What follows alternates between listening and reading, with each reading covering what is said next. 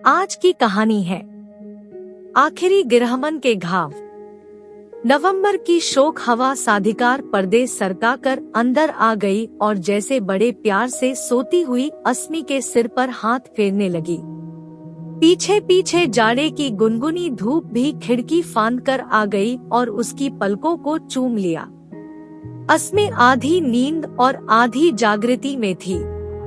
उसे लगा कि वो किसी इंद्रधनुषी झूले पर बैठी है और अवि ने उसके बालों को हल्के से सहलाते हुए नजरें प्रणय निवेदन के साथ उसकी पलकों पर गड़ा दी है। उसके आंगन में एक मीठी सहरन दौड़ गई। उसे लग रहा था जैसे अवि के स्नेहिल हाथ उसके बालों से उतरकर उसकी बाहों को सहलाने लगे हैं।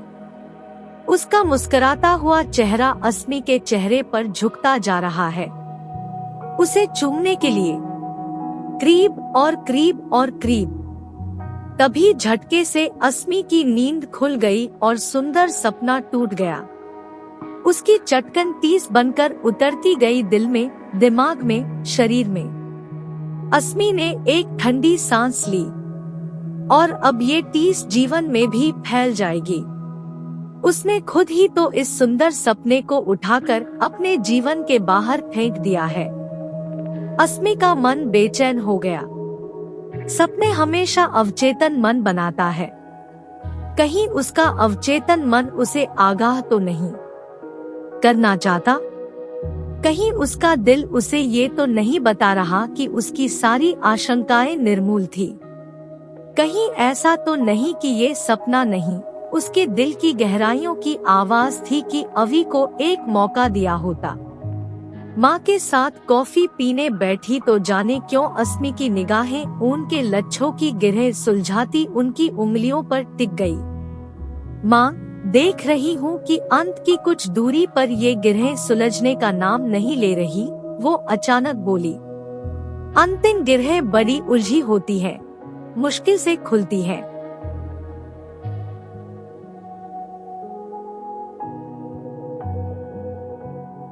पर धीरज हर मर्ज की दवा है, माँ मुस्कुराई। तभी मोबाइल की घंटी बज उठी। जाने क्यों मन में ये सोचकर खुशी की लहर दौड़ गई कि अवि का ही होगा। फिर अचानक मन ने प्रतिवाद किया, अब क्यों फोन करेगा वो? पर फोन किसी अनजान का था। उसने फोन स्पीकर पर डाल दिया। अस्मी जी कहिए, मैं अवि की माँ बोल रही हूँ। बेटा, मैं तुमसे मिलना चाहती हूँ, क्या हमारी मुलाकात हो सकती है? अस्मी के मन में ढेर सारी कड़वाहट घुल गई। जी मैं आया कह दे कि आपके बेटे को मुक्त कर दिया है मैंने, अब और क्यों मिलना चाहती है? पर फिर मम्मी की ओर निगाह गई, जिनकी आंखों में साफ लिखा था पूर्वाग्रह नहीं, बी पॉजिटिव। आज छुट्टी है तो मैं घर में ही हूँ, आप जब चाहे आ सकती हैं। अस्मी के निर्लिप्त से उत्तर पर उधर से तपाक से आवाज आई, ठीक है तो मैं आधे घंटे में पहुँच रही हूँ। माँ ने अपना पर्स और शॉपिंग बैग उठाया तो अस्मी समझ गई कि वे उन्हें अकेला छोड़ना चाहती है। अस्मी उहापों में उठकर टहलने लगी। और क्या बात करनी होगी अवि की माँ को? यही कि उनके भोले भाले बेटे को उसने अपने रूप के जाल में फांस लिया है।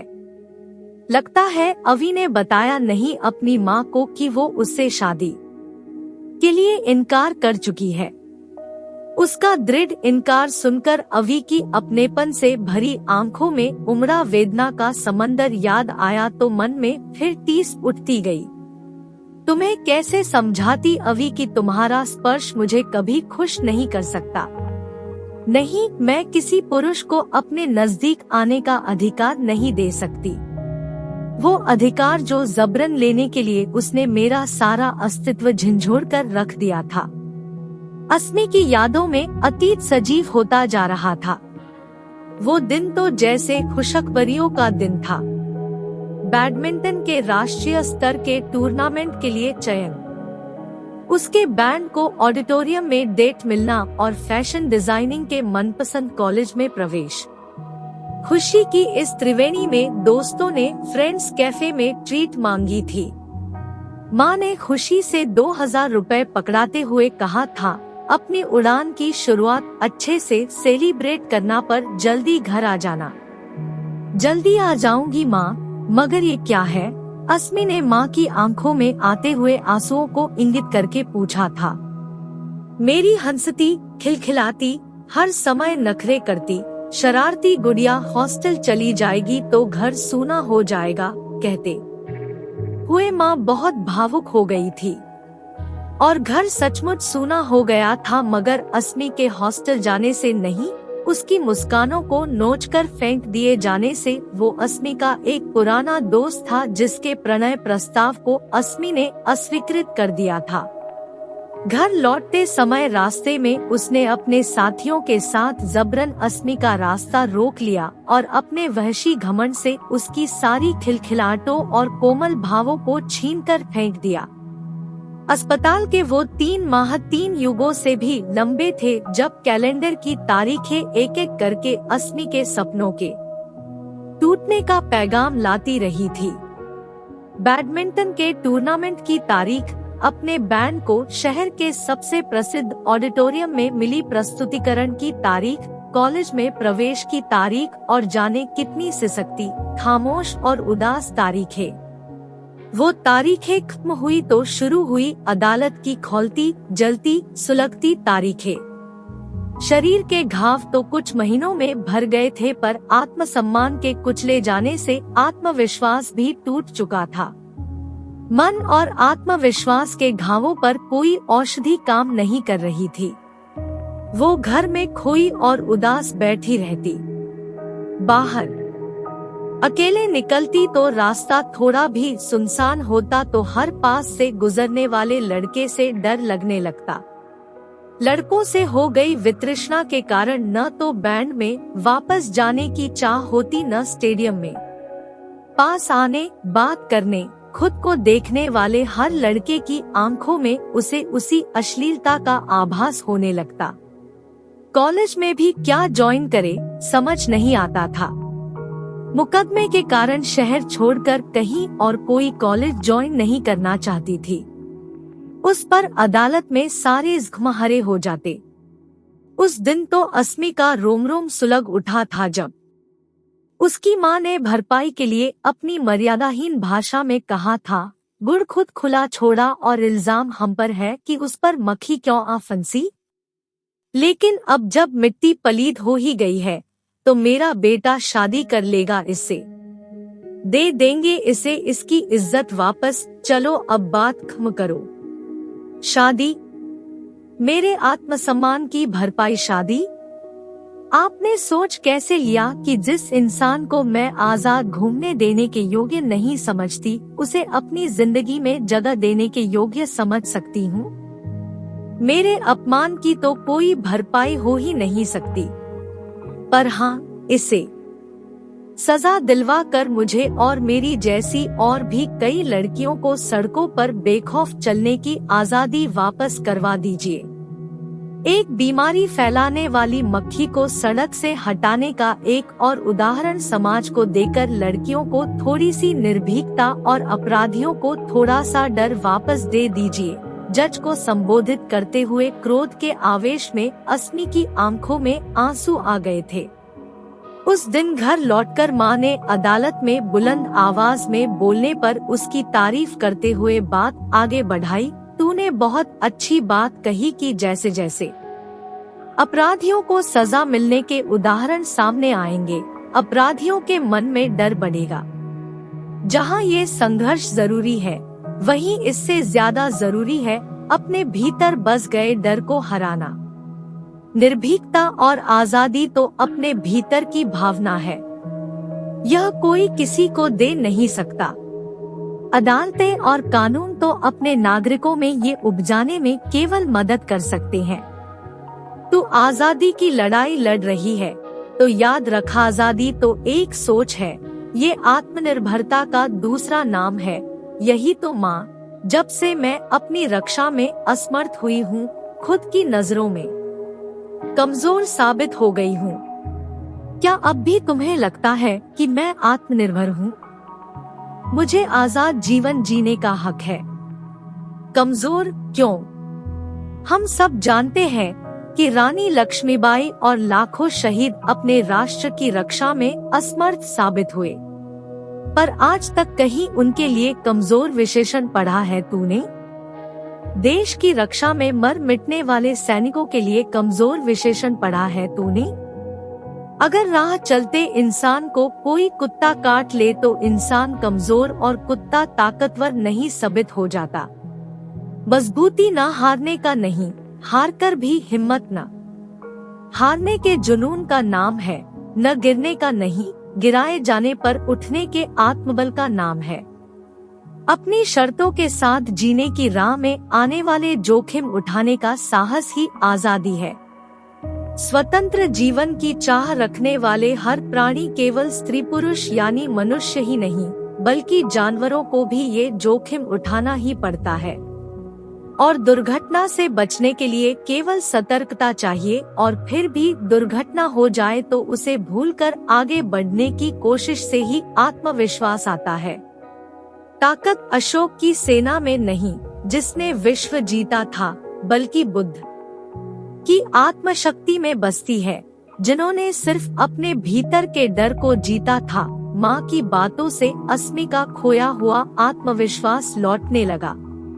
उसने एक बार फिर अपनी उड़ान शुरू की, धीरे धीरे न केवल अपने पुराने हुनर फिर से तराशे, बल्कि एक नई प्रतिभा से भी परिचय हुआ। जेंडर से जुड़ा भेदभाव मिटाने के लिए हो रहे एक नुक्कड़ नाटक को देखते समय परिचय हुआ था दीप्ति से। दीप्ति ने उसे अपने थिएटर का पता देते हुए उसे ज्वाइन करने का आमंत्रण दे दिया। नुक्कड़ नाटक हो या मंच, इस थिएटर का मुख्य विषय लैंगिक भेदभाव मिटाना ही था। थिएटर ज्वाइन करने के कुछ ही दिनों के भीतर लोग उसकी अभिनय प्रतिभा का लोहा मानने लगे। शायद उसके भीतर उड़ेला गया आक्रोश ही था जिसने उसके अभिनय को ऐसी जीवंतता दे दी कि वह देखने वालों के दिल में उतरता ही चला जाता है। फिर तो चंद वर्षों में जिंदगी में नित नए सोपान चढ़कर आज वह उस ऊंचाई पर पहुंच गई है जहां पहुंचकर उसके बाकी सारे मलाल मिट गए थे। पर अवी के बेइंतहा प्यार का जवाब आज भी वो हाँ के रूप में नहीं दे सकी थी। अवी उसके हर सुख दुख में न केवल साये के साथ रहा, बल्कि बिना कुछ कहे वो उसकी सभी जरूरतों को भी समझ जाता था। जितनी भी सहायताएं उसने अस्मी की थी, उनमें से एक के लिए भी अस्मी को कहना नहीं पड़ा था। मांगना उसकी फितरत ही नहीं थी और अवी इस फितरत का बहुत सम्मान करता था। अवी का चयन इंजीनियरिंग के सभी अच्छे कॉलेजों में हो गया था, पर उसने अपने शहर के कॉलेज में ही प्रवेश लिया था। तुम इतने अच्छे कॉलेज छोड़ क्यों रहे हो? क्या रखा है इस शहर में? इस प्रश्न के उत्तर में अवी ने प्रश्न ही कर दिया था, तुम यह शहर क्यों नहीं छोड़ती? मेरी तो अदालत है यहाँ, तो ये समझ लो कि मेरी भी अदालत यही है। तुम ही मेरी अदालत हो, तुम ही मुकदमा और तुम ही जज। तुम्हारे अंदर की वितृष्णा मेरा आरोपी है, जिसे हराना मेरी जिंदगी का मकसद है। मैं तुम्हें छोड़कर कहीं नहीं जा सकता। दूसरे शहरों में नौकरी मिलने पर भी अवी ने यही बातें दोहरा दी थी और अपने शहर में ही एक साधारण सी नौकरी कर ली थी। फिर भी अस्मी का जवाब ना ही रहा था। उसे सजा होने वाले दिन माँ और सखियों से लिपटकर खूब खुशी के आंसू रोई, पर अवी की झरना बनी मुस्कुराती आंखों से दूर से खुशी का आदान प्रदान कर लिया था। आज भी अस्मी को लगता था कि किसी पुरुष का स्पर्श शायद वो बर्दाश्त न कर सके। कितनी बार मन हुआ कि अपने दिल की बात साफ साफ अवी को बताकर उसके सीने पर सिर रखकर रो पड़े, एक बार प्रयोग करके तो देखे कि अवी का स्पर्श। पर एक पुरुष को अपना भावनात्मक संबल स्वीकार करना भी उसे गंवारा न था। टिंग टांग घंटी की आवाज से विचारों का प्रवाह वर्तमान की दीवार से टकराकर रुका। सादी साड़ी, ऊंचा जूड़ा, आंखों में ढेर सारा अपनापन और होठों पर एक सात्विक मुस्कान। उन्हें देखते ही अस्मी के दिल में पहला ख्याल ये आया कि अवी की आंखें और मुस्कान बिल्कुल उसकी मां पर गए हैं।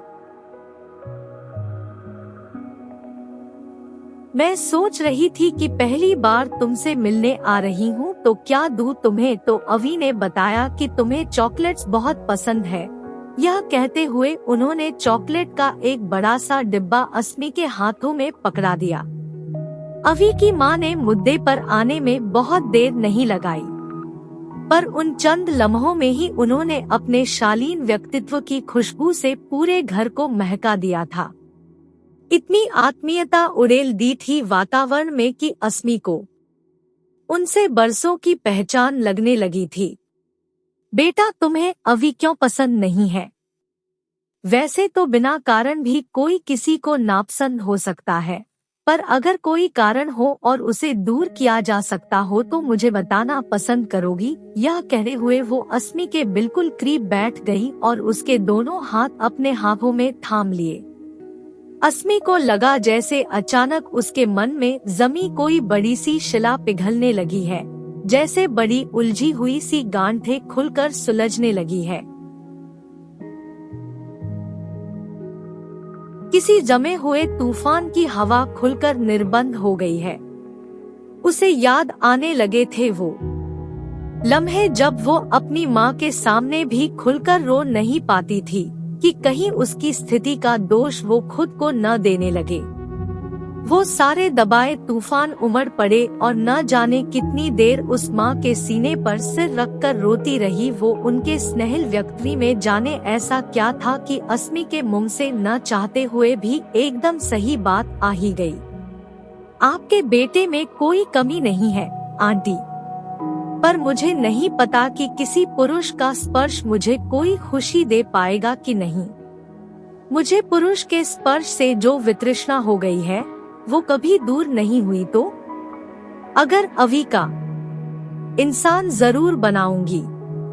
मेरे इतने लंबे वैवाहिक जीवन में पति के सानिध्य ने मुझे कभी खुशी नहीं दी, पर मैंने इस संकल्प को अपने जीवन की तपस्या बना लिया कि मेरे बेटे का सानिध्य किसी भी लड़की को सिर्फ खुशियां ही दे। तुम नए जमाने की लड़की हो, समाज की उन्नति में बहुत से योगदान दिए हैं तुमने, पर मैं सिर्फ एक काम करने की कोशिश ही कर पाई हूँ। इस समाज को एक सभ्य और सुसंस्कृत नागरिक देने की अवी को, मेरी परवरिश को एक मौका दे के देखो मेरी बच्ची, कहते हुए उसकी माँ ने हाथ जोड़ दिए।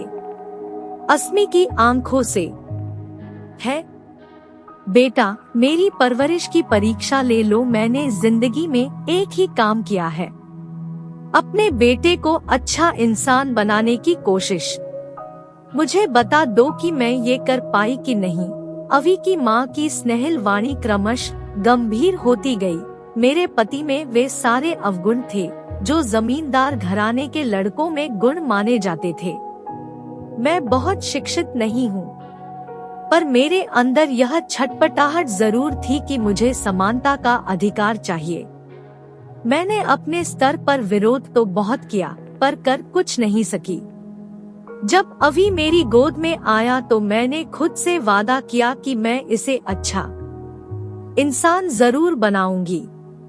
मेरे इतने लंबे वैवाहिक जीवन में पति के सानिध्य ने मुझे कभी खुशी नहीं दी, पर मैंने इस संकल्प को अपने जीवन की तपस्या बना लिया कि मेरे बेटे का सानिध्य किसी भी लड़की को सिर्फ खुशियां ही दे। तुम नए जमाने की लड़की हो, समाज की उन्नति में बहुत से योगदान दिए हैं तुमने, पर मैं सिर्फ एक काम करने की कोशिश ही कर पाई हूँ। इस समाज को एक सभ्य और सुसंस्कृत नागरिक देने की अवी को, मेरी परवरिश को एक मौका दे के देखो मेरी बच्ची, कहते हुए उसकी माँ ने हाथ जोड़ दिए।